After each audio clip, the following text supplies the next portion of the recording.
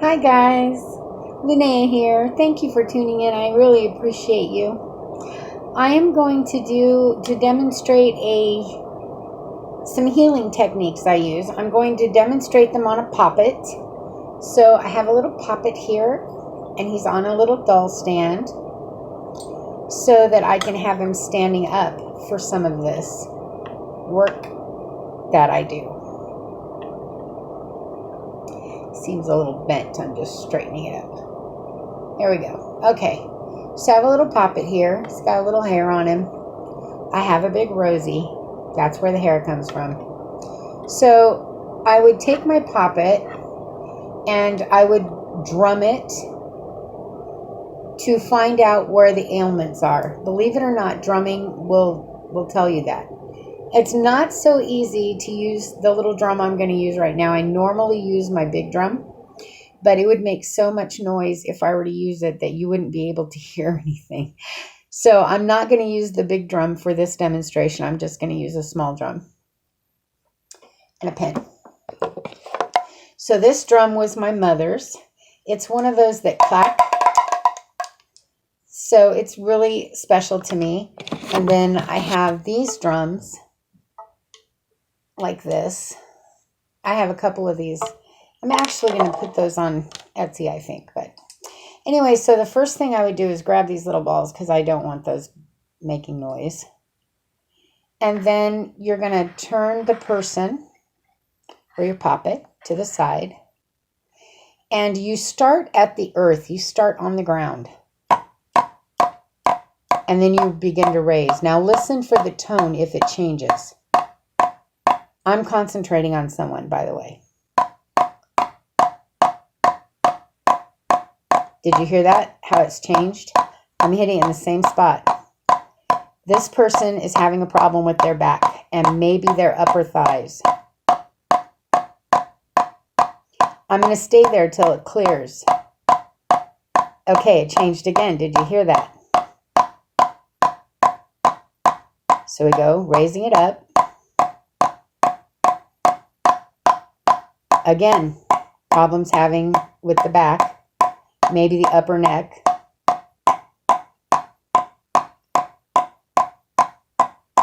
Okay, and then we go on over the head.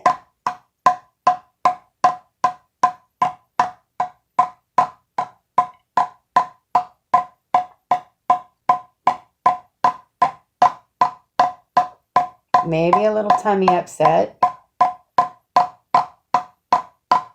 And back to the earth.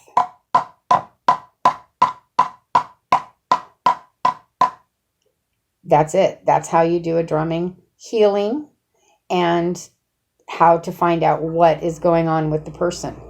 You use a drum. So that's one of my techniques. And I do that on poppets. The person that I'm thinking of right now just had a healing. And I will call her later or text her later and find out how her back is, because obviously it's not so great. The next thing I'm going to do is fluff the aura. To do that, I use my hawk feather, and my beautiful sister-in-law made me this. It's just gorgeous. And I use this. It's been a little weathered and ragged and worn and used. You can tell I used it a lot. So to fluff an aura, you want to pull away from the body all the gunk. You want to pull that away. So I use a feather because it's quicker than doing this forever. And you can see I'm pulling away. I'm pulling away. And I start in the back.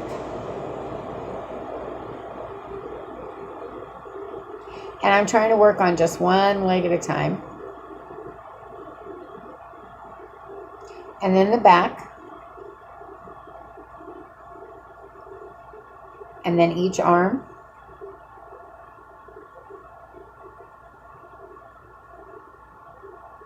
And then the head. The head I go over. And I'm going to turn my poppet. If this were a person, they'd be sitting or standing and I would go in front of them. But it's a poppet, so we turn the poppet to make it easier. And then we work on each arm again.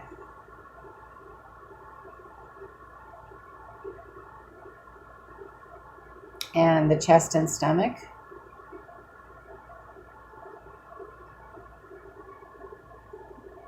and to each leg. As you're doing this, you're visualizing that you are pulling all the gunk out of their aura. You are cleansing it and fluffing it. So you're visualizing that as you do this. And I think we've got a nice clean aura. So there's that. She's had her aura cleansed. The next thing I do is I get these are called Egyptian healing rods. You'll see they've got a little Egyptian figures on them. If I can get them right in the light, which I guess I can't. Well, this one is a scarab, and this one is Ra, I believe. I'm trying to get it in the light. There we go. It's the Egyptian god Ra, I believe. Let me check. Yes, it is. And I put one on each side now. They need to go correctly. So the darker one goes on the right. On the left. And the silver one, we're not going to be able to do it like this. Let's do it like this. Goes on the right. And then the figure is laid down. Now, this is where the camera's going to get tricky, so give me a sec. Okay. So then the figure is laid down. I'm going to make the figure sideways. So put them across the head. Now, if this person were lying on my treatment table, these rods would be right next to them on their sides, right up against their sides. But I want you to be able to see. So one on each side of the head is going to work for us today. And then what I would do is work with my tuning forks. Now I would start at the root chakra, and I have a little dinger here. You probably won't be able to hear them. I noticed you couldn't hear it the other day in the video I did about the room. So anyway, so I would start right at the root chakra. Now, because I'm starting at the root chakra, I'm not touching. It's just a respect thing. And I hold it until the tone stops. There's no longer any vibration.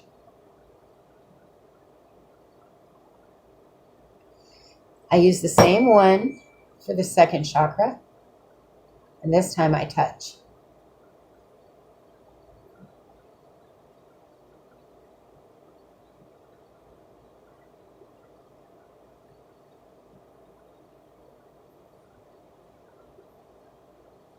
Then I grab my next one.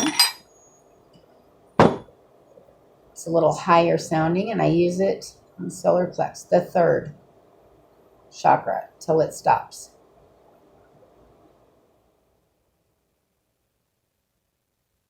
That's my air conditioner you're hearing starting and turning off. It's hot in Texas already. I use my next one on the heart chakra.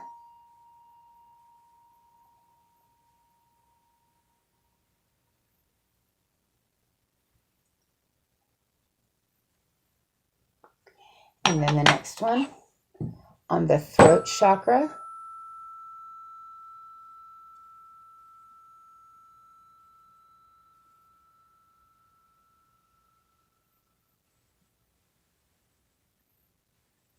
The third eye chakra.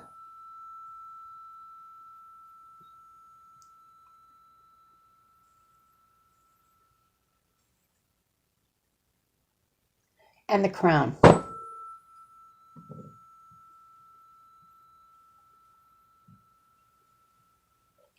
The entire time I'm doing this, I'm visualizing that their chakras are being aligned, that they are spinning and aligned.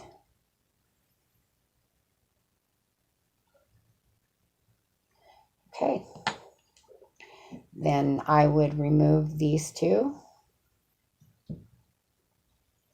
And I would be done. Now, the only other thing I would do is maybe some crystal healing. Which I thought would take way too long to do in this video. But basically you place stones on and around the body and you leave them for X amount of time. I do my crystal healing intuitively as to what each client needs. For this particular person, I would use probably my large obsidian between the feet, my large crystal quartz on the skull. That's where I start every time, not on the skull, but above the skull. So I use my obsidian for grounding and the large crystal for kind of raising the vibration. So I keep one at the foot to keep them grounded and one at the head to bring them up. And then I would place the stones where needed. I would use a red jasper, definitely, because there's a back problem. And I am not positive what else I would use at this moment. It takes a lot of concentration, and because I'm not doing it to intuitively heal, you have to really tune in and use those crystals. And I would hate to tune in and then not use them. So I'm not going to do that. But I would place crystals all around and on the body. And they would be left to sit for about 30 minutes with some gentle music playing in a dark room. And then I come back in about 30 minutes, check on them. They're usually asleep. They're usually extremely comfortable. All their pain is usually gone. And I help them up, but I take each crystal off as I placed it. And I always take the obsidian off last, because that's the grounding stone, and I want them not to be so lightheaded they can't get up. And you would be amazed, but it makes people very lightheaded to get crystal healings. So yes, you always leave that stone at the foot to keep them grounded so that they don't come up too fast. The vibration, it's so immense that it gets people a little high, and you don't want them falling off your treatment table. That's for darn sure. So anyway, so that is just some of my healing techniques I wanted to share. I do plan on doing an actual human drumming for you quite soon, hopefully tomorrow. And I will be doing a crystal healing for you when I can get my treatment table underway. At the moment, it would be really difficult to do, although I probably could use the couch. And I'll think about it. That might happen. We'll see. We'll see what happens. But I wanted to share that with you. I hope you enjoyed it. It's so good that you guys tune in and watch me. It really means my heart. It's my heart. I appreciate you so much. You're all divine, sacred beings of light and love. I love each and every one of you. Please have a great evening, and I'll talk to you soon. Bye.